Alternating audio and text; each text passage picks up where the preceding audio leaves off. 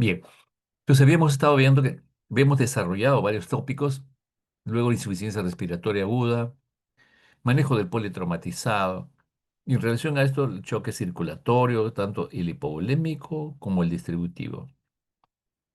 Luego hemos hecho arritmias cardíacas, infarto de miocardio, y el día de hoy vamos a desarrollar lo que es el choque cardiogénico, que está estricta, muy frecuente, en forma importante relacionado al infarto, aunque no es la única causa de choque circulatorio, y el shock obstructivo, que también lo vamos a desarrollar el día de hoy. Siempre la definición de shock o choque es la falla del sistema circulatorio en mantener una perfusión tisular adecuada, hacer un aporte de oxígeno a los tejidos en cantidad de... Cuando nosotros vemos un paciente grave, nuestro objetivo fundamental es que llegue oxígeno a todos sus tejidos, así desarrollando una serie de estrategias. Primero diagnósticas, como las que hemos revisado hasta ahora con ustedes, y luego las terapéuticas, ¿no es cierto? Tomar acción, estabilizar al paciente.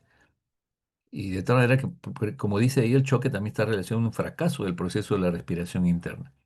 Es decir, la célula no recibe suficiente oxígeno y por lo tanto hay un deterioro mitocondrial, que ya se sabe que se produce por fenómenos apoptóticos, si es que uno no corrige tempranamente todos los fenómenos fisiopatológicos que desencadenan los diferentes tipos de choque circulatorio. El aporte de oxígeno insuficiente es otro concepto importante relacionado a este trastorno metabólico que se puede generar inicialmente reversible porque hay una relación entre la macrocirculación y la microcirculación. Si el paciente está con algo de lividez, si uno lo corrige rápidamente eso, puede revertirse ahí. O sea, mejora la presión y mejora la perfusión. Pero si uno no lo corrige rápidamente, definitivamente la macrocirculación ustedes la pueden normalizar con fluidos, con noradrenalina, con vasopresina o adrenalina. Pero si la microcirculación ya se deterioró, va a ser un poco complicado corregir y revertir esos trastornos a nivel celular que los van a llevar progresivamente a disfunción múltiple de órganos y falla renal, falla hepática, falla cardiovascular, distrés respiratorio, encefalopatía metabólica. Y hemos visto nosotros entonces este pulmoncito, en donde la vía aérea es de elemento fundamental, cómo está el patrón respiratorio, está ventilando adecuadamente, es uso de músculos accesorios y el aparato cardiovascular, la presión arterial, el llenado capilar, la perfusión tisular. En relación al cerebro, definitivamente determinar el estado de conciencia y el Glasgow, que también lo hemos hecho, y la exposición externa de los pacientes, y que lo puede llevar a hipotermia. Y esa hipotermia puede dar acidosis metabólica, trastorno de coagulación y generar mayor deterioro y disfunción de órganos, ¿no? El día de hoy entonces vamos a desarrollar, ya entrando en tema, lo que es el shock cardiogénico y el shock obstructivo. Esta clasificación, como ya les comenté la vez pasada, fue establecida por el doctor Max Harry Weil y Shabin. En 1962 ellos trabajaron muchos años en el hospital del Southern en Estados Unidos, Southern University en Estados Unidos, y fueron dos de las personalidades más importantes al hacer esta clasificación, porque como ustedes pueden ver es una clasificación que al describir simplemente cada uno de ellos tenemos qué es lo que predomina en ese choque circulatorio. El volumen, falla cardíaca, o sea, el corazón no se contrae adecuadamente. Distributivo es un fenómeno de vasodilatación como la anafilaxia, el shock séptico, el shock neurogénico, el shock distributivo post cirugía cardíaca, por circulación extracorpórea también. Y luego el shock obstructivo. Entonces, hoy día vamos a revisar nosotros el shock cardiogénico y el obstructivo, y desde de allá le podemos decir que el shock cardiogénico se refiere fundamentalmente a problemas de la función cardíaca, en donde los problemas pueden ser del músculo cardíaco miopático, es decir, un infarto de miocardio, un problema de endocarditis bacteriana que lo lleva al shock, pero fundamentalmente el infarto es la causa más frecuente. Los fenómenos mecánicos, donde el problema fundamentalmente está en las válvulas, ¿no? Estenosis aórtica, estenosis mitral, insuficiencia aórtica, especialmente las válvulas del lado izquierdo, porque las del lado derecho no son tan frecuentes, más sí son más frecuentes en las catopatías congénitas, especialmente en niños.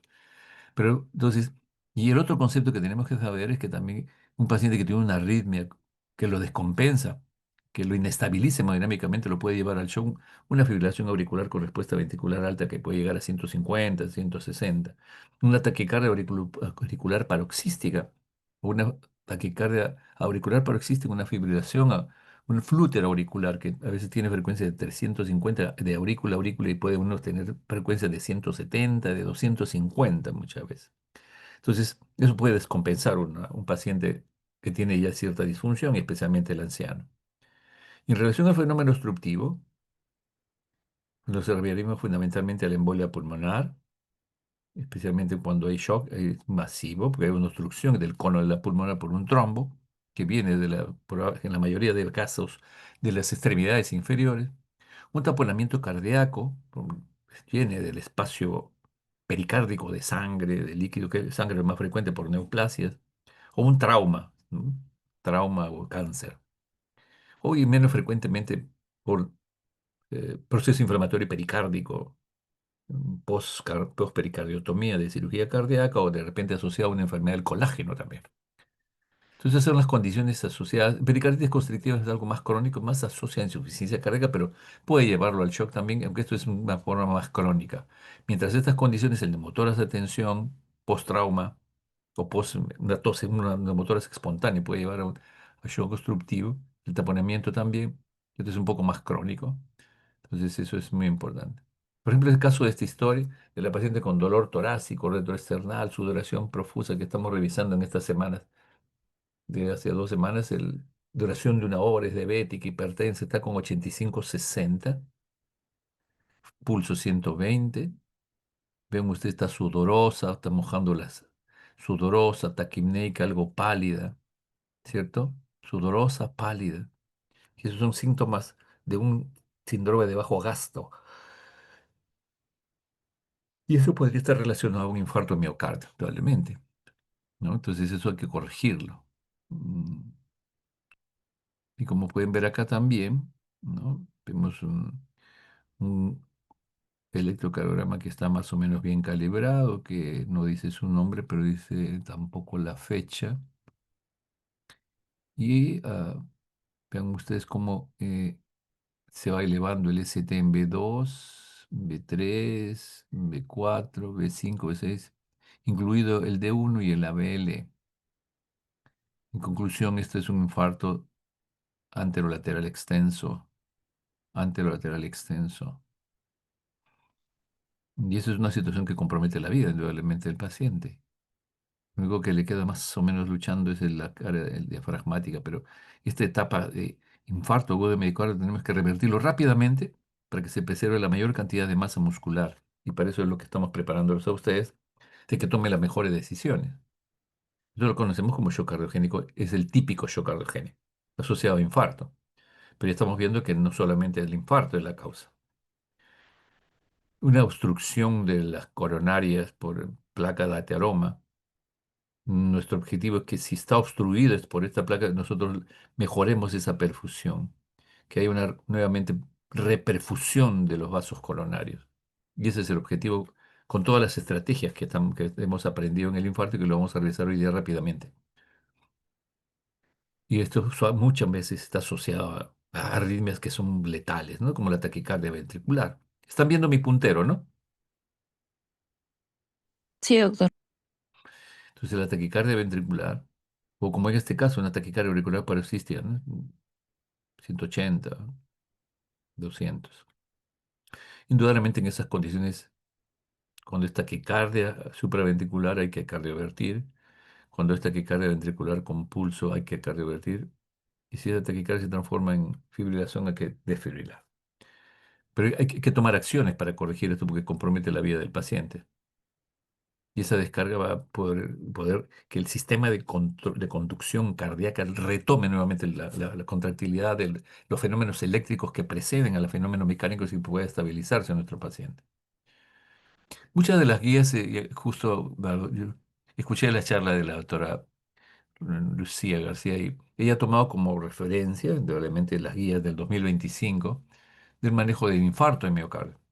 Bueno, acá tienen ustedes las guías de 2025, pero del shock cardiogénico, que está estrechamente relacionado, ¿no? Mientras que uno es para el manejo del infarto, es qué cosa hay de nuevo, qué cosa se está haciendo en el caso del shock cardiogénico. Desde ya debo decirles que el paciente que hace un infarto y hace shock cardiogénico, su mortalidad es muy alta todavía. A pesar de todos los esfuerzos de estabilizarlo, de todos los esfuerzos de manejo temprano, en nuestro país todavía estamos con muchas limitaciones. Nuestro sistema de salud así lo hace. Desgraciadamente no estamos bien estructurados como sistema de salud y el acceso a procedimientos tales como cateterismo, angioplastía, todavía está limitado a determinados centros hospitalarios en Lima y menos frecuentemente en provincia, aunque los hospitales nivel 3 en algunos de ellos ya tienen definitivamente su sistema, su servicio de cardiología en donde cuentan con cardiólogos especializados y laboratorios para hacer el cateterismo cardíaco, indudablemente. Pero eso no es la generalidad. Y eso es un dato muy importante, ¿no? Bien.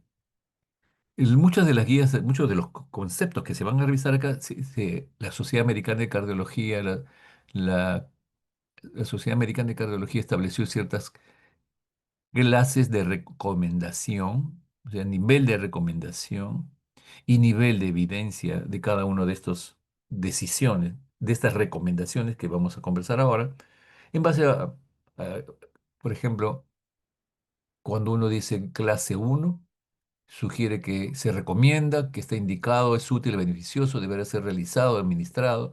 Es frases como la efectividad y el beneficio comparativo a otras estrategias. Y el tratamiento de estrategia es recomendada y dedicada de preferencia a un tratamiento B. Entonces, el uno el 2A moderado y el 2B débil. Y eso sí interesante, ¿no? O sea, una recomendación más débil. Pero esto está sustentado por el nivel de evidencia. Este nivel uno dicen, de todas maneras usted tiene que aplicar, em, angioplastía en el infarto agudo de miocardio si quiere que sobreviva esa masa muscular, porque hay una alta evidencia de más de un trabajo de investigación randomizado, controlado y doble ciego muchas veces, de estudios de metaanálisis de alta calidad y uno más, Randomized Control Trial, corroborado por estudios registrados de alta calidad también. Entonces, estos tienen un sustento muy poderoso cuando existen estas recomendaciones. El nivel A, después el nivel B, ya la calidad de los estudios no son tan buenos, moderada calidad, metaanálisis de moderada calidad. El nivel B, NR, moderada evidencia, más de un estudio bien diseñado, y metaanálisis de tales estudios, y así. De tal manera que uno tiene que saber que nos van a dar un core, como vamos a ver en cada tabla ahora, y LOE, Level of Evidence, Class of Recommendation. Bien, entonces esto está basado en tipo de estudios están sustentados cada una de estas recomendaciones. Y lo que vamos a hablar fundamentalmente es esta condición, que es el infarto miocardio tipo uno, que es el que lleva shock, es el que concluye por obstrucción de las arterias coronarias por una placa de ateroma, la acumulación progresiva de lípidos, y no solamente acumulación de lípidos, sino el proceso inflamatorio de esa placa aterosclerótica puede generar una inestabilidad y puede desprenderse esa placa, generar agregación plaquetaria, trombos, y puede obstruir el lumen de los vasos. La ruptura, erosión de esa placa ahí da exposición del contenido a la circulación y pueden culminar en activación de la placa, de la cascada de coagulación y posterior trombosis. Y cuando esto ocurre, los vasos epicárdicos de la circulación, la presencia de trombo puede comprometer el flujo, lo que lleva a isquemia y eventual mionecrosis. Y esto es lo que vamos a revisar ahora, que ustedes están revisando permanentemente en esta semana. Bien. Esta es una de las primeras tablas que aparece ahí, que el tiempo es tremendamente importante para el paciente con infarto. El paciente no debe tener más de 12 horas de dolor en su casa o hasta que llega, pero los tiempos que se controlan, si tiene más de 24 horas, la cosa es mucho más compleja. Eso va a depender de los hallazgos en el EKG. Si hay elevación del ST, aun cuando tiene 12 horas, como 24 horas, pero hay elevación de eso, quiere decir que la perfusión le ha permitido a ese miocardio mantenerse todavía con isquemia, con lesión muy severa, pero que no ha hecho necrosis. La presencia de ondas Q y más de 24 horas, dice eso ya está necrosado y hay infarto de miocardio y seguramente va a necesitar un manejo, pero menos agresivo, menos rápido el día siguiente se puede trasladar al paciente a un centro donde pueda ser evaluado mejor. Pero miren ustedes, ¿no? Aquí la clave es que una vez que llega al servicio de emergencia, al hospital, cualquiera de ellos, entonces va a tener síntomas y signos, tenemos que saber cómo está el output urinario, si está hipotenso o no, cómo está la perfusión, el llenado capilar, el compromiso del sensor, está totalmente lúcido, y la perfusión, en el caso del output urinario, como un síntoma de perfusión tisular, es tremendamente importante. El EKG debe ser tomado en los siguientes 10 minutos que pone los pies en el hospital, si es que tiene un síndrome coronario agudo. La ecocardiografía también podrá ser muy importante para definir. Y podríamos uno encontrar una congestión pulmonar en este caso. Entonces, dentro del manejo inicial, vean ustedes como los 30 minutos ya debe tener EKG, ya debemos tener una eco y definitivamente tomar una decisión de qué vamos a hacer. Si a los 60 minutos el manejo inicial, el paciente que está en shock, estamos hablando ahora del shock, ya no solamente del infarto, sino del shock, un shock cardiogénico, se activa el equipo de shock. Eso es interesante porque en otros países ya se están organizando de esa forma para poder tener una visión mucho más, más consolidada de lo que hay que hacer, mucho más sustentada en base a las experiencias de otros países y la gente se entrena en eso y conforma un shock, un equipo de shock. Así como hay un equipo para ECMO, un equipo de ecocardio, un equipo de shock es muy importante para poder tomar las mejores decisiones. Y esto, vean ustedes, y esto lo vamos a ver luego también, el paciente, una vez que llega al hospital, se diagnostica el infarto y debe ser, eh, en este caso, evaluado por los cardiólogos y llevarlo a una sala de cateterismo cardíaco. Si no hay esa sala, estando en shock, inicio de vasopresores, lo tendré que trasladar. Pero si el lugar para ser trasladado es más de 120 minutos, más de 2 horas, tendré que trombolizarlo para poder corregir ese shock. Y eso ustedes lo conocen perfectamente, ¿no? Entonces estos tiempos son importantísimos. Cuando llega a los 10 minutos CKG, todos estos estudios, y no debe pasar de 2 horas para trombolizarlo. Si va a demorarse más, lo hacemos ahorita. Ese es el punto. Y si hay laboratorio de cardiología, suben inmediatamente a hacerle cateterismo cardíaco, y angioplastía o stent, dependiendo de lo que encuentren. Luego viene esta fase de estabilización del shock, posterior de escalamiento o reconfiguración del soporte mecánico si es que es necesario. Como vamos a ver ahora, este paciente en shock cardiogénico, si bien es cierto, tenemos claro qué cosa hacemos con el infarto, tenemos que agregar algunos procedimientos y conductas terapéuticas mucho más complejas. Y es importante evaluar la etiología del shock. Usualmente es el infarto de miocardio, pero podrías tener una miocardiopatía infiltrativa, amiloidosis, podría tener eh, una endocarditis bacteriana que lo está llevando al shock cardiogénico, ¿no? Entonces, pero esto estamos en el manejo de, concretamente este shock es de tipo 1, shock cardiogénico tipo 1, de la clasificación universal, que eso es, como saben, son 5, ¿no? Uno, a la placa de asteroma, que obstruye el volumen total del vaso, tipo infarto miocardio, tipo 2 el que está asociado a hipoperfusión por disminución del aporte de oxígeno, shock, trauma, anemia severa, ¿no? Entonces, nosotros estamos hablando del tipo 1.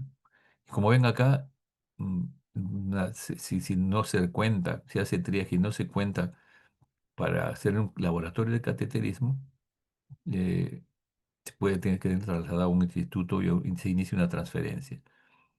Y en el cateterismo cardíaco, en el laboratorio de cateterismo cardíaco, tendrá que hacerse una angiografía coronaria, ver si se le coloca en este caso, un procedimiento intravascular, un stent o no, y una angiografía iliofemoral si es necesario, ¿no? Ven ustedes cómo, si no mejora, tenemos que seguir apoyando y termina el paciente con un sistema, bueno, soporte cardiovascular mecánico transitorio para ese paciente. Si logramos estabilizarlo, optimizamos la terapia para descongestionar al paciente, tanto los objetivos hemodinámicos metabólicos, y tenemos que hacer en algunos casos algunas intervenciones personalizadas dependiendo de las características del paciente. Revascularización miocárdica, intervención estructural, ablación en el caso de alguna arritmia no manejable adecuadamente, y la estrategia de salida, en este caso unas terapias de reemplazo cardíaco o de recuperación cardíaca nativa, y los cuidados paliativos en caso de que ese paciente no salga adelante, ¿no? Entonces, esa es una hoja de ruta en el manejo del shock cardiogénico, desde el 2025, como hemos visto, y el doctor Shanska, Shanska Isiña, ¿no? El otro punto que ya ustedes hicieron la revisión con el infarto de miocardio es que tenemos que definir si es un infarto con shock cardiogénico ST elevado o no ST elevado, y ya conocen ustedes las características. Modificación de más de 2,05, una elevación una elevación o depresión del ST, depresión del ST mayor de 0,5 o más de 2 de elevaciones continuas. Entonces sospechar que puede haber algún problema coronario no ST elevado.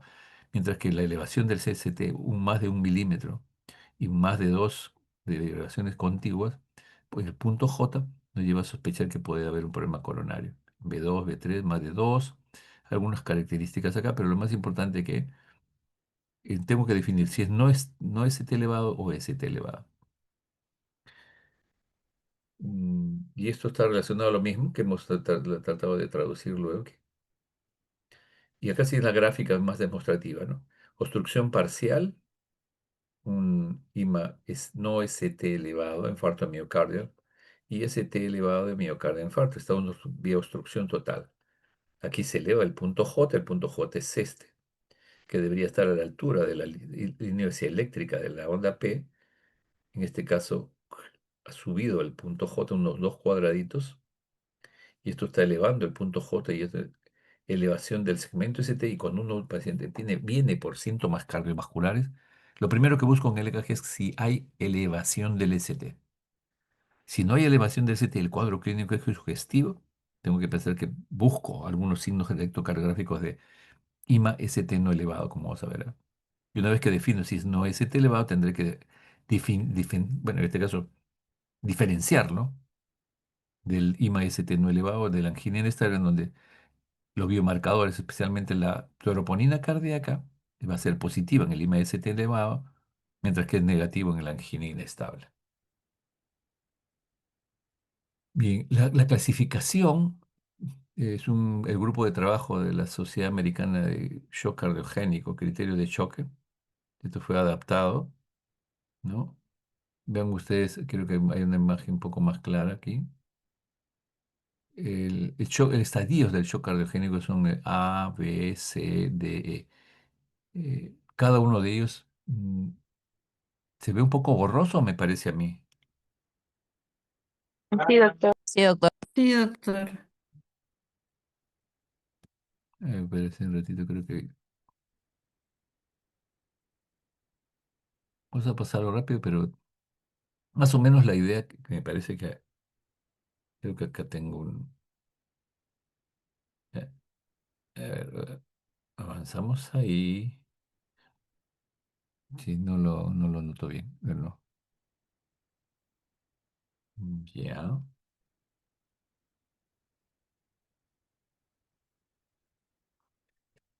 A ver, un ratito. Chic, chuc, chuc, chuc.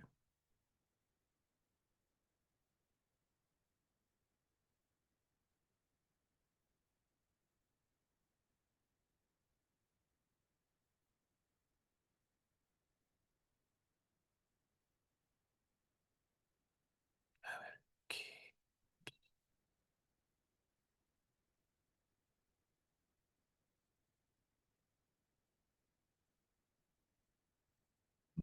Mm,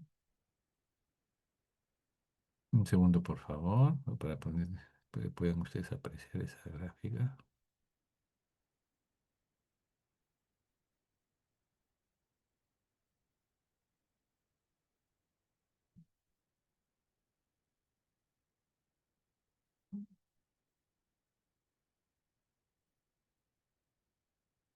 Ay,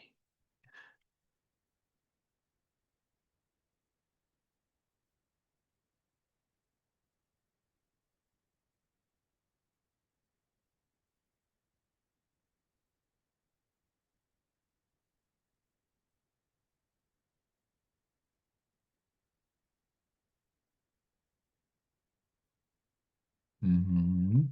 Ya está, ya está. ¿Lo ve mejor ahora? Sí, doctor. Ya miren, es muy sencillo. Está en un inglés muy sencillo, así que lo van a entender. El shock cardiogénico en general asociado al infarto tipo uno se clasifica en del A a la E también. A, B, C, D, E. Vean ustedes que acá el paciente dice no hay, no hay signos que experimente el paciente o síntomas de shock, pero está en riesgo. O sea, el shock cardiogénico tipo A es un paciente que está en riesgo, sea porque tiene una fracción de eyección muy baja, tiene síntomas de un infarto, está en riesgo, tipo A. La presión venosa central está normal, la perfusión está caliente y bien se le ve al paciente, los pulsos periféricos están fuertes, el estado mental normal, los sonidos cardíacos están claros. Es un paciente casi normal. El lactato es normal, la función renal funciona, está orinando buenos volúmenes. Es un paciente que ingresa con infarto, y es un infarto no complicado si es tipo A. La presión arterial sistólica es más de 100, el índice cardíaco más de 2,5 si es agudo el infarto. La presión venosa central menos de 10, no es más de 10. La presión cuña, presión de capilar de el wedge, que es la presión cuña en el caso de la arteria pulmonar es menos de 15 y la saturación está en 65%, ¿no? Esto es fundamentalmente la saturación de sangre venosa. Ya cuando el paciente está en estadio B, porque se ha deteriorado, evidencia clínica ya de inestabilidad hemodinámica o de hipoperfusión. La presión venosa central, el jugular venous pressure elevate, está elevado. El perfusion está caliente y bien todavía. Los pulsos distales están fuertes, el estado mental normal, pero hay evidencia clínica de que ya hay algún deterioro. El lactato normal, la función renal, una mínima injuria renal aguda, puede haber subido 0,3 la creatinina nada más. Un BNP elevado, ya empieza a elevarse el pro-BNP, que es un elemento clave en la dilatación de la aurícula cuando hay un paciente que está en shock por congestión. La presión arterial sistólica menor de 90, o sea, aquí hay síntomas, está con tendencia a la hipotensión, media de 60 o menos, o más de 30 de caída del basal, y hasta taquicárdico acá. El paciente se sigue deteriorando y vamos a tener un estadio C, donde ya definitivamente hay hipoperfusión, requiere intervención farmacológica o mecánica, y la resucitación de volumen también, ¿no? La presión venosa está elevada, está el estado mental peor, el pulso distal está frío y sudoroso, los sonidos pulmonares puede haber ya crepitantes, rales, muy extensos. Aquí ya empieza el color rojo, vean ustedes las tablas ahí. En este caso, la diuresis es menos de 30 mililitros por hora, es menos de 0,05 mililitros por kilo por hora, si pesa 60 kilos. El lactato ya más de 2, acá estaba normal. La creatinina mínima injuria 0,3, acá sí está en 1,5. Una vez y media más del basal. Una tasa de filtración glomerular más de 50% de caída. ProBNP, eh, liver, sí, pruebas de función hepática, ¿no? Incrementadas, imagínese usted. Está hipotenso, media de 60, una caída más de 30, índice cardíaco menor de 2,2 cuando acá tenía 2,5. Si se realiza un monitoreo hemodinámico, debe ser recomendado fuertemente hacerlo para poder tener valores mucho más fidedignos. O sea, un paciente con shock cardiogénico tipo C, en donde ya hay hipotensión, ya hay hiperlactatemia, que nos puede estar hablando de signos de hipoperfusión a nivel tisular, que el de hay signos de hipoperfusión a nivel renal, porque ya se incrementó 1,5 1,5 veces la urea creatinina, y eso es muy importante. Con tasa de filtración glomerular que ha tenido ese paciente necesita fuertemente, ¿no? Estabilizarlo y realizar el monitoreo invasivo para medir el volumen sistólico y el gasto cardíaco. Se sigue deteriorando y ya encontramos un paciente en nivel D, falla de soporte. Le estamos dando todo el soporte aquí y él sigue deteriorándose. En en este caso, el examen físico puede más o menos permanecer casi lo mismo y empeorar. pero ya no mejorar, signos y síntomas de hipoperfusión a pesar de la terapia inicial. El estadio C entonces demuestra una elevación cada vez mayor del lactato, disfunción renal se va deteriorando, la flora hepática se sigue empeorando y el ProBNP también se eleva. Y cualquiera de estos estadios C, que requiere dosis de escalamiento o de incremento del número de vasopresores o adición de un sistema de soporte circulatorio y mecánico transitorio, Transit Mechanical Cardiovascular Support, para mantener perfusión.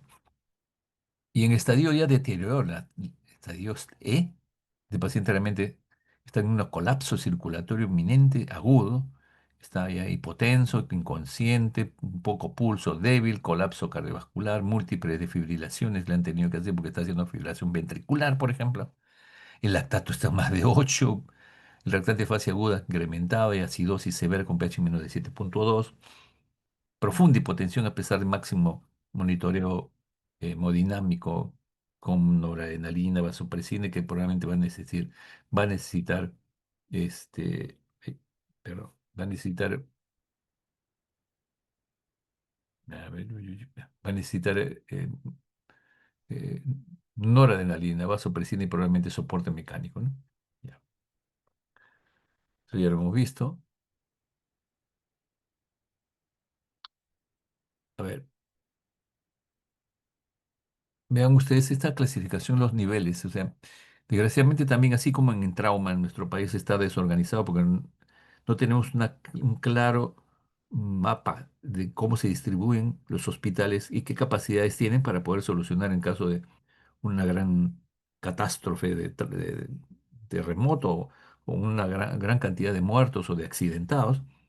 ¿Quiénes van a manejar mejor la parte neurológica? ¿Quiénes van a ser, quiénes cuentan con su soporte cardiovascular mucho más sólido? Todavía eso no lo tenemos muy claro. En MINSA hay muchas falencias, si ustedes saben, pero el 2 de mayo tiene un equipo de cirugía robótica. A pesar de que no tenemos a veces ni jeringa para gases arteriales, creo que es una decisión, me parece equivocada en un sistema de salud que todavía necesita cosas básicas, y entre ellos los sistemas de monitoreo. Y tenemos cada vez más los problemas de salud como causa de muerte, la insuficiencia renal, el infarto de miocardio, la obesidad está muy muy de moda, vamos a llamar el término muy respetuoso, pero no es bueno eso, ¿no? Porque tenemos pacientes con muchos problemas eh, de cirugía bariátrica, obesos, hipertensos, con infarto, en gente joven especialmente. Entonces, esa es la clasificación de los centros, ¿no? Nivel uno todo pueden manejar todo desde angioplastía percutánea, sistema de circulatorio mecánico también, tiene todas las especialidades y puede tener puede ser capaz de hacer trasplante cardíaco. El 2 también, centro para ser capaz de percutáneo y cardiovascular, una infusión, un tratamiento intravascular coronario, capaz de ver en pacientes con ST elevado sin ningún problema. Cateterismo laboratorio, UCI, monitoreo hemodinámico. Y nivel 3 capaces de diagnosticar el diagnóstico inicial, pero no tienen ni posibilidades de tener un sistema mecánico ni de hacer angioplastía. Entonces, aquí nosotros tenemos que derivarlo y son esas 2 horas claves donde probablemente muchos de ustedes cuando estén haciendo el internado o el serums van a manejar muchos pacientes con infarto en provincia y van a usar su streptokinasa o si no cualquier trombolítico porque no se dispone muchas veces de los centros de cateterismo y es más de 2 horas. Clasificación propuesta de los centros de atención para shock cardiogénico basada en recursos y experiencia disponible, ¿no? Entonces, es 1, 2 y 3. El de atención inicial 1, intermedio 2 y el de más avanzado 3. El INCOR sería en este caso nuestro, ¿no? El Hospital Almenara, el Hospital Revaliate, el INCOR, ¿no? Los hospitales grandes. El otro concepto importante, los factores que influyen en la selección de la terapia para el paciente, va a depender de si está en una unidad de cuidados intensivos cardíacos, si se dispone de asistencia ventricular izquierda, y cuáles son las recomendaciones en este caso, ¿no? Entonces, este cuadro me pareció interesante porque muestra que realmente para que un paciente se salve de un infarto severo, invasivo, muy extenso a veces, o a veces pequeño, pero que genera arritmias y problemas en la hemodinamia del paciente con shock cardiogénico, es importante que el paciente le haya dado el infarto en el tiempo correcto y que sea trasladado en el tiempo correcto, que sea el paciente correcto, o sea, que no tenga tantas comorbilidades, porque un shock cardiogénico en un paciente de más de 70 80 años tiene una mucha mayor alta mortalidad si tiene entre 30 40. Entonces, el tratamiento adecuado y también estar en el lugar adecuado, donde haya un team de shock multidisciplinario, shock regionalizado, staff de dedicación 24/7, el sistema coronario, las unidades de cuidado coronario y capacidad de trasplante cardíaco y sistemas para valorar de monitoreo hemodinámico, ¿no? Muy bien.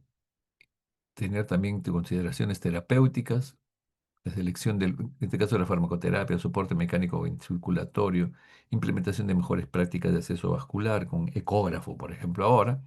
El pronóstico neurológico de si hay paro cardíaco o stroke va a determinar también.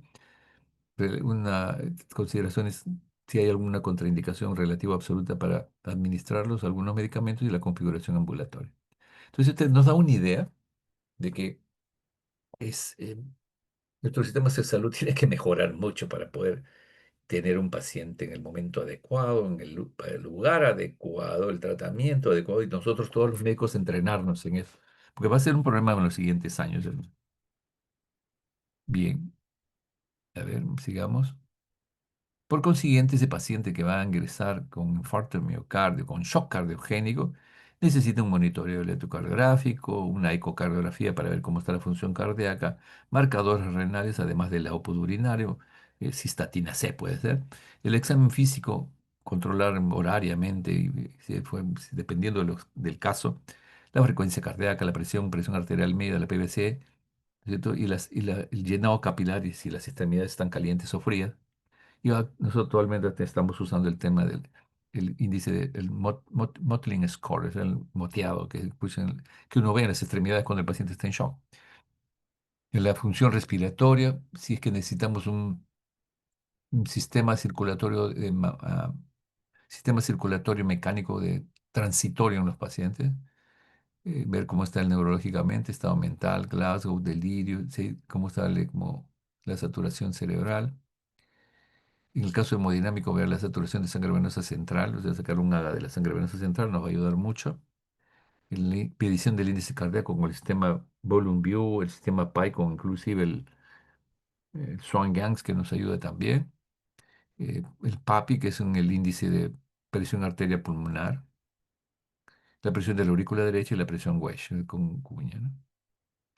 Cuando el paciente no responde con el tratamiento convencional de lo que acabamos de ver, ¿no es cierto? Toda esta secuencia de medidas que uno primero diagnósticos y los requerimientos que necesita el paciente, entonces uno va a encontrar que dentro de estos son los dispositivos que uno cuenta. Si no mejora con fluidos, si no mejora con vasopresores, si le hacemos angioplastía y sigue hipotenso y shock, o de repente no se dispone del tiempo, no se dispone del equipo y hemos trombolizado y se choca, es un paciente de alto riesgo porque no sea y si no hay signos de reperfusión coronaria, ese hecho cardiogénico va a perpetuarse. Pero entonces vamos a necesitar soporte mecánico con varios sistemas que juegan el rol como si fuera de ventrículo izquierdo. El flujo, la velocidad de la bomba máxima, 33.000 revoluciones por minuto. El flujo continuo axial. eh, el otro es la vena yugular interna para colocación. Este es el Impela RP Flex. Aurícula derecha, presión de arteria pulmonar también, un poco más de flujo, menos revoluciones por minuto de la velocidad de la bomba.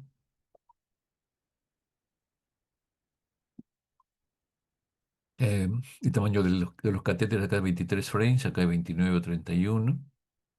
El ECMO veno-arterial es un sistema de soporte mecánico que es muy importante tener el equipo de ECMO, como para suerte hace varios años se conformó un equipo de ECMO de médicos y de enfermeras y técnicos que se han ido entrenando y cada vez se hacen mejor esos procedimientos en los pacientes que lo requieran. El balón de contrapulsación intraórtica, el Impela, y son sistemas mecánicos, es decir, reemplazan el ventrículo. No vamos a entrar en detalle de cada uno de ellos, pero inclusive hay, como les explicaba hoy día en la reunión con los chicos, hay sistemas de soporte mecánico mm, biventricular, ¿no? Una bomba mecánica electrónica que funciona con ventrículo derecho e izquierdo. Eso hay en el INCOR, dispositivos más comunes, ¿no? El otro tema, nuevamente, consideraciones de tratamiento propuesta para un paciente con shock cardiogénico asociado al infarto, acute myocardial infarction, cir- circulatory shock. Entonces acá la severidad del shock, el perfil del shock, del monitoreo hemodinámico me va a dar una idea, revascularización, presencia de complicaciones mecánicas, presencia de hipoxia, presencia de arritmias, contraindicación del PMCS, contraindicación del MPBCS. Entonces acá tenemos,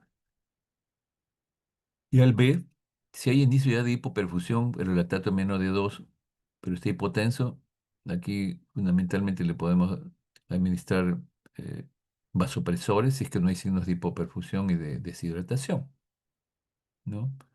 Aquí el lactato de Ringer, llama disfunción, hipotensión, el tratamiento, en este caso ya iniciamos vasopresores porque está con una menos de 90 con hipotensión, y acá también. Entonces hay toda una secuencia, no quisiera saturarlos, pero quisiera que entiendan de así como hay pacientes A, B, C, D, E, hay también esquemas de tratamiento para cada uno de ellos, que es lo que ustedes van a revisar después. Este es el mismo, un poco más grande, para que lo vean mejor. Vean ustedes, el B, el inicio le llaman, el C, el clásico, el D, el que se va deteriorando, y el E es el extremis, el extremo del shock cardiogénico. Aquí está con gran hipotensión, gran actidosis láctica, o sea, el tratamiento aquí dos o tres drogas, noradrenalina, vasopresina, adrenalina, ¿ves? Actualmente se está tratando de usar la nueva, angiotensina 2 como vasopresor también, ¿no? Vean ustedes cómo ya en el C se está usando el balón de contrapulsación intraaórtica como un sistema Impela. Aquí, si hay, en este caso, un infarto de ventrículo derecho, uno puede usar el Impela RP Flex, el Protect Duo. Y en el caso del que se siga deteriorando, nuevamente se confirma la necesidad de circulación extracorpórea, Impela 5.5, y si es de ventrículo dominante mucho más complicado, uno puede usar el ECMO venoarterial, ¿no? O sigue con Impela, con lo que se tenga mucho más experiencia por parte del equipo médico. Y estadio E, como ven, este hipotenso refractario, lactato, severa acidosis, tratamiento general, más de tres drogas, considerar el veno arterial hongo. Por consiguiente, ¿no? Nosotros vemos como las complicaciones basadas en sistemas de este shock cardiogénico. Puede haber comprometerse el pulmón, el sistema, en este caso un ACV isquémico por la hipotensión o fenómeno embólico si es que estuvo anticoagulado, arritmias, gran descarga de enérgica en el shock cardiogénico puede generar, si hay un infarto, una zona irritativa que puede desencadenar, perdón, puede desencadenar arritmias ventriculares, perforación.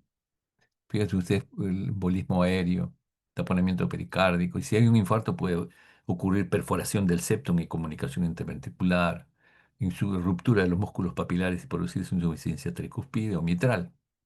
De igual manera, disfunción renal, vascular, sangrado, isquemia de las extremidades, si es que está usándose vasopresores a dosis altas, y el paciente está en curso de una coagulación intravascular.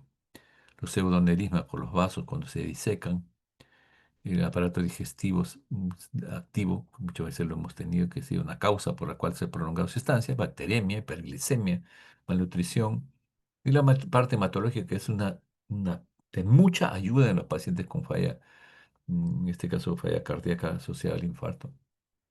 controlar el sangrado, transfundir paquetes por la anemia, mejorar la coagulopatía, definir si hay hemólisis y si es, en este caso, hay problema hematológico inducido por drogas, ¿no? La trombocitopenia inducida ujú, por MSS.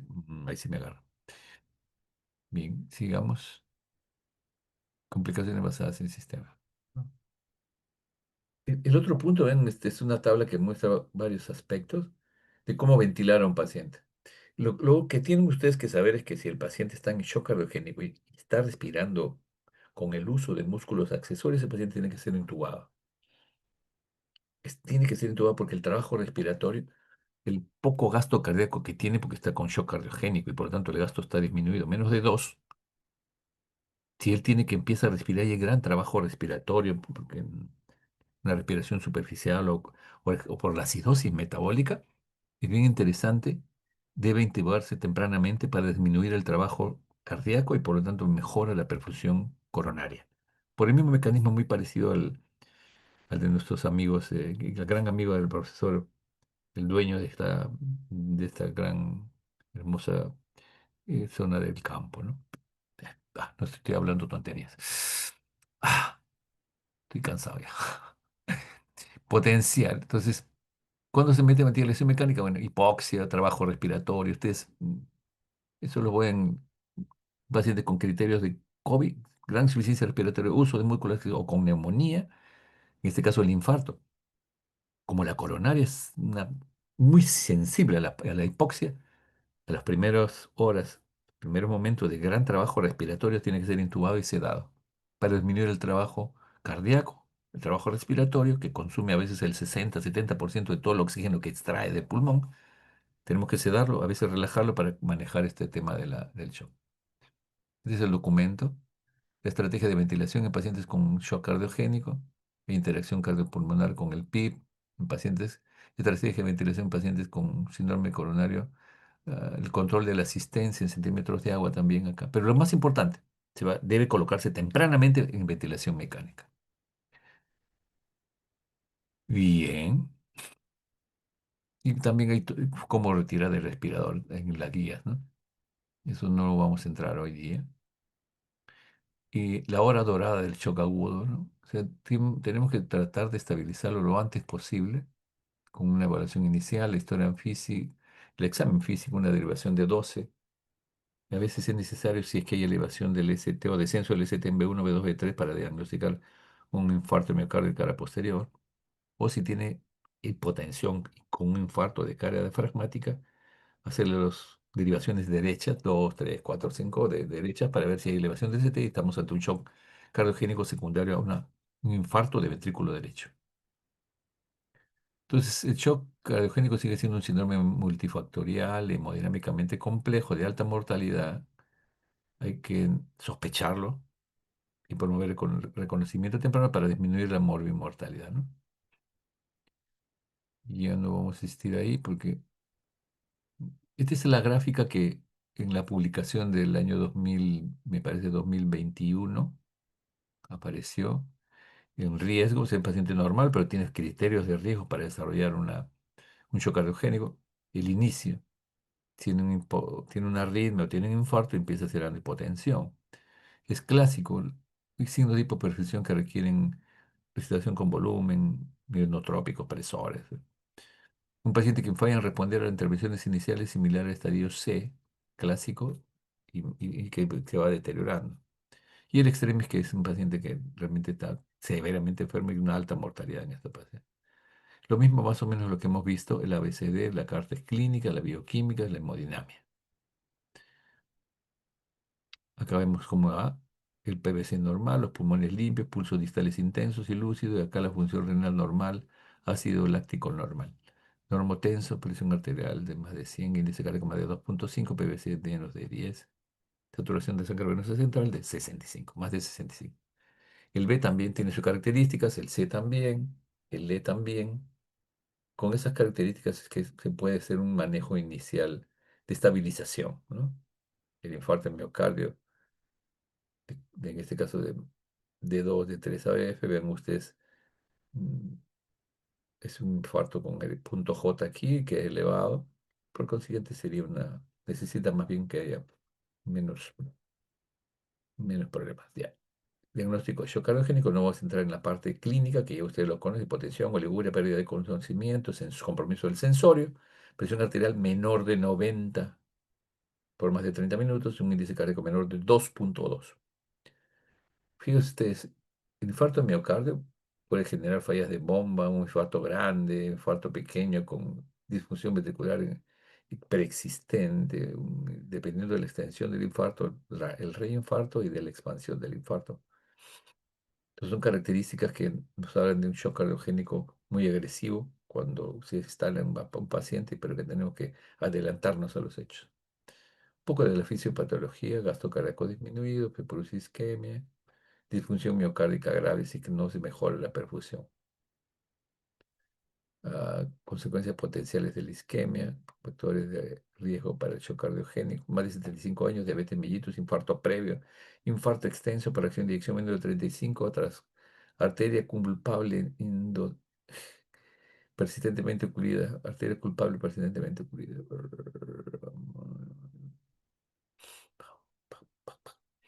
Es una clasificación de Killip y Kimball que habla que el shock cardiogénico es tipo 1, 2, 3 y 4, cuando acá no tiene insuficiencia cardíaca. En el 2, acá hay insuficiencia cardíaca leve con crépitos en las bases, un tercer ruido y la radiografía de tórax con congestión, 17%. Estadio clase 3, edema agudo de pulmón, 38%. Y el nivel 4 del shock cardiogénico, 81%. Vamos a seguir avanzando.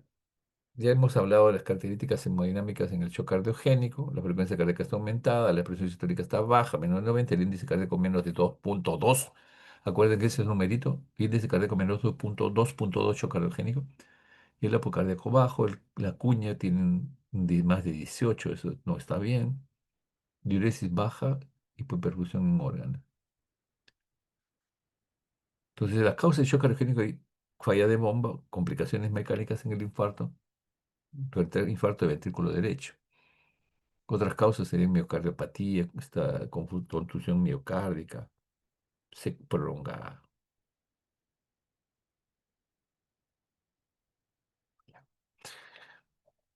El uso de los vasopresores en el paciente con shock cardiogénico es tremendamente importante. Indudablemente que hay que solucionar la causa, y hemos hablado de la angioplastía, del stent, de los soportes mecánicos para mejorar la perfusión coronaria. Pero es indudable que las vasopresores, noradrenalina, vasopresina y vasopresina, noradrenalina y adrenalina, van a ser muy útiles en estos pacientes. ¿Cómo se prepara la noradrenalina? Siempre me puse a poner esto, porque a través de un catéter periférico número 18-16 se va a pasar la solución. Vena gruesa y fijar adecuado. Una ampolla tiene 4 miligramos de vitartrato, lo cual se ponen dos ampollas en 100,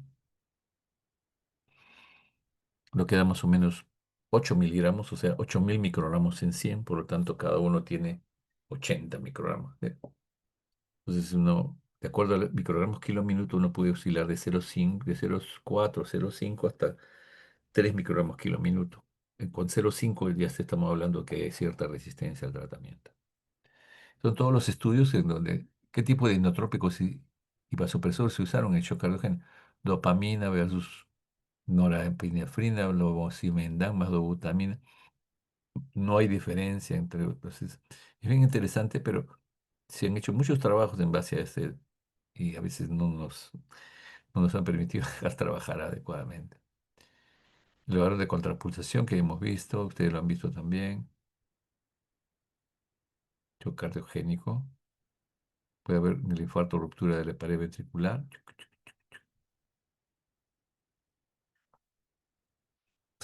¿Qué más acá? Complicación del infarto que puede llevar a shock cardiogénico: ruptura del septum, imaginen ustedes, de ventrículo derecho, ventrículo izquierdo. Se rompió el ventrículo por el necrosis por el infarto. Aquí, ruptura de pared libre hacia el pericardio, ¿no? Y acá, regurgitación, ruptura del músculo papilar. El músculo papilar tiene sus arterias, y si se obstruye la descendente anterior puede romperse el tendón. Lo mismo que algunas máquinas especiales, asistencia ventricular mecánica. Se habla también ahora de un infarto miocardio agudo reperfundido. Hemos encontrado el paciente se ha ido estabilizando 3 semanas, 4 semanas y ya está. Pasa a otro servicio, a su servicio y le sacan cultivo, sale positivo. Resistente todavía. ¿No? Entonces, se habla ahora ya de clasificación del infarto agudo miocardio reperfundido. Eso también lo han estudiado, cuáles son los signos, arritmias, taquicardia ventricular, eh, por recepción, en este caso, por reperfusión miocárdica. Y se abre una clasificación que no vamos a entrar en detalle, pero IMA agudo abortado por edema miocárdico, 2 necrosis de cardiomiocito sin daño microvascular, 3 necrosis más obstrucción y 4 necrosis de obstrucción microvascular. Estas son las lesiones que se ven, vean ustedes, estadio 1, 2, 3, bien, entonces hasta ahí hemos hablado de lo que es el shock cardiogénico, la clasificación, el soporte vasopresor, el soporte mecánico transitorio. Si uno lo realiza tempranamente, el pronóstico es totalmente diferente. Si uno demora, cuando ya después de una semana no responde, pensamos eh, en manejos como el ECMO o el soporte mecánico de la circulación, y eso no es correcto porque es mal uso de los recursos. ¿Qué cosa es el shock obstructivo? El shock obstructivo es un mecanismo por el cual, ¿no? Hay aumento en este caso, hay un aumento de la resistencia al flujo en el caso de la arteria pulmonar que no deja pasar sangre, por lo tanto eso aumenta la poscarga, disminuye el volumen sistólico, una dije resistencia aumentada y se ha estabilizado a medias, pero lo dejamos en la noche y un pacientito que teníamos con shock cardiogénico falleció ayer. Bueno, entonces acá el problema en el shock obstructivo es que hay una incapacidad para el llenado adecuado de las cavidades cardíacas, ¿no? Y eso disminuye el volumen sistólico, disminuye el gasto cardíaco, disminuye la presión y la resistencia vascular aumenta. Como en este caso, una paciente con sospecha de embolia pulmonar, la placa puede estar limpia y puede haber una embolia pulmonar submasiva o masiva, ¿no? Embolia del níquel amniótico en un adulto, signos radiológicos de embolia pulmonar, el pulmón hiperclaro y acá congestivo. El trombo que va por la rama derecha de la pulmonar. Esto se origina en usualmente el 80% del sistema venoso, pero hay pacientes que tienen trombos en el pulmón o en otros órganos y no necesariamente se originan de las extremidades del trombo de la vena, en este caso trombosis venosa profunda. Este es un embolismo líquido amniótico, una gestante. Cuando hay un embolismo pulmonar mayor, vamos a tener una hipertensión, una hipertensión que va a generar una disminución en la perfusión porque no se vacía el ventrículo derecho hacia la arteria pulmonar y puede haber un trombo ahí que impide el llenado. Eso también genera una disminución del gasto cardíaco y un shock obstructivo, le llamamos, porque colocarse un trombo en la rama de la arteria pulmonar no deja que se llene la sangre hacia el ventrículo izquierdo. Ya ves, en este caso, si hay una tromboembolia pulmonar que está en shock, eso es trombolisis, no hay más que hacer.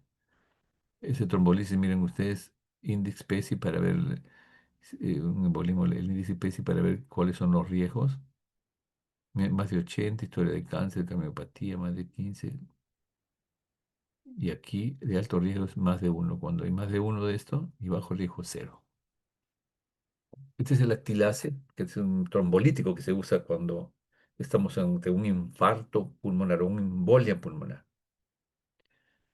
No vamos a entrar en detalle ahí, ustedes van a revisarlo, pero vean ustedes, no solamente la embolia pulmonar, sino vean ustedes cómo hay ingurgitación yugular por compresión del sistema venoso.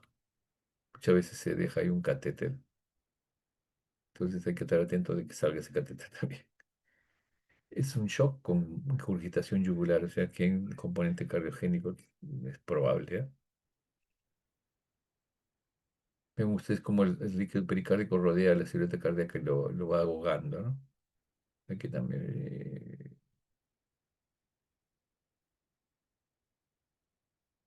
bien, causa de enfermedad pericárdica, derrame pericárdico. Y también nos ayuda cuando hay taponamiento pericárdico, se llena el líquido. y disminuye la capacidad de ese ventrículo de recepcionar sangre del lado derecho y también de piso. Entonces es un dato que es muy importante para todos nosotros. Pleural, pleural.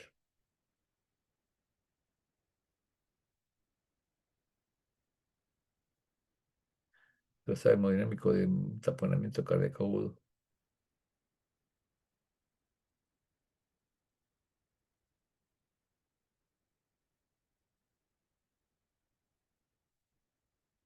Muy bien.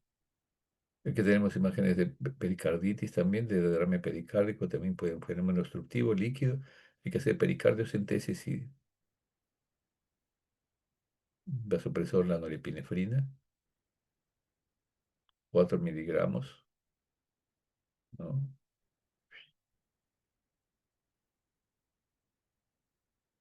Ahí le estoy dejando unas contraindicaciones. El taponamiento por un neumotórax a tensión puede producir shock obstructivo, porque no deja, al desplazarse el mediastino hacia la derecha, ocluye los vasos sanguíneos. No voy a entrar en detalles ahí. Aquí lo que se ve es un patrón iliar muy marcadito, muy finito.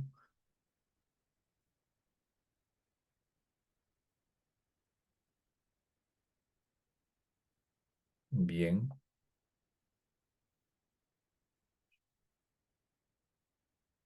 Shutterstock.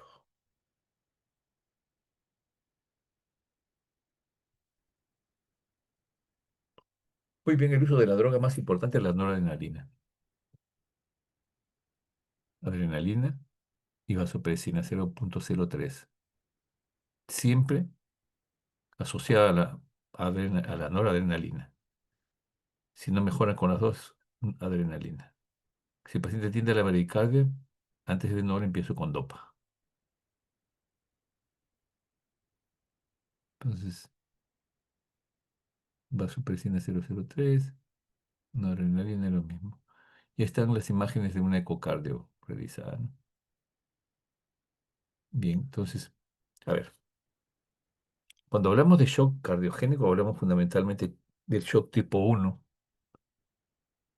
porque eso necesita el uso de estrategias diagnósticas importantes y terapéuticas, de equipamiento donde la angioplastía, el stent son datos muy importantes, y si el shock no mejora con vasopresores, después del stent, etcétera, va a tener que entrar a ventilación mecánica y soporte ventilatorio. Es un paciente de alta mortalidad, los cuales se han hecho, no solamente se les han visto ustedes el ECMO, el soporte circulatorio mecánico transitorio, sino que definitivamente son opciones que van a permitir prolongar la vida, pero que hay que usarlo racionalmente. El caso de shock obstructivo se refiere fundamentalmente a que hay un desplazamiento del mediastino que incluye el sistema venoso e impide el llenado. En el caso de la arteria pulmonar, es el trombo de la arteria pulmonar que no deje que se llenen los ventrículos. Y neumotoras a tensión igual, el taponamiento pericárdico, la embolia pulmonar son ejemplos típicos de un shock obstructivo que va a generar cambios de hipoperfusión y en donde la embolia pulmonar trombolizar, ¿no es cierto? En el neumotórax drenar, el neumotórax a tensión, ¿no es cierto? Si es mixto, drenar. Entonces, más o menos es la idea que yo quería conversar con ustedes. Disculpen que estén, es bastante tarde, estamos con bastante actividad hoy día. Entonces, sí, un gusto estar con ustedes. No sé si habrá alguna pregunta. Hola, ¿qué Todo tal, claro, Daniel? doc. Está claro. Doctor, solo que hay mucha información en cardiogénico. ¿Qué es lo más importante con lo que nos podemos quedar, lo podemos llevar? El Lo que le tema puede del quedar, tratamiento y cómo reconocerlo rápidamente. mira, lo que pasa es que yo les presento toda esa información para que vean ustedes todo lo que ha avanzado en el manejo. En nuestro país todavía estamos con varias cosas que todavía no hay el equipamiento necesario, pero lo más importante es hacer una buena historia clínica, tomar un buen electrocardiograma, pedir troponinas, medir la presión arterial, como si está bien perfundido el paciente, si está orinando, si está consciente, si el lactato está en cero. Y eso los va a colocar a un paciente en shock cardiogénico, pero tipo A, en riesgo, que ustedes tienen que vigilar. Y por eso es que todos los días va el paciente a la unidad de coronarios y el cardiólogo todos los días le pone el estetoscopio en el pecho para ver si es infarto ha lesionado el músculo papilar que lo va a poder llevar al shock.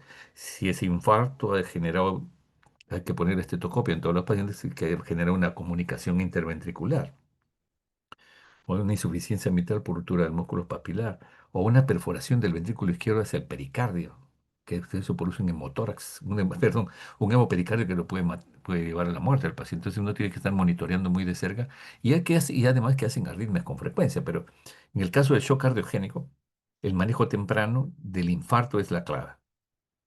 La trombolisis, la angioplastía, los medicamentos que ya han conversado con la doctora Lucía García, que se deben administrar desde oxígeno, antiagregantes plaquetarios, anticoagulantes, que los beta bloqueadores que no deben faltar en los casos del infarto para estadio A, para que no evolucione al B, C o D. Muchas veces los pacientes presentan shock cardiogénico después de la cirugía cardíaca, y ese ya es todo un tema aparte que lo podemos conversar en otro momento. Pero como tú muy bien dices, la cantidad de información en shock cardiogénico ha avanzado muchísimo, pero nosotros tenemos que hacer un buen diagnóstico, a lo más estabilizarlo con vasopresores y ver si puede ser derivado o hacer una junta médica con la gente de más experiencia de vuestro hospital o donde ustedes vayan a hacer el internado para poder discutir con la gente que más ha trabajado esto qué opciones terapéuticas se tienen, ¿no?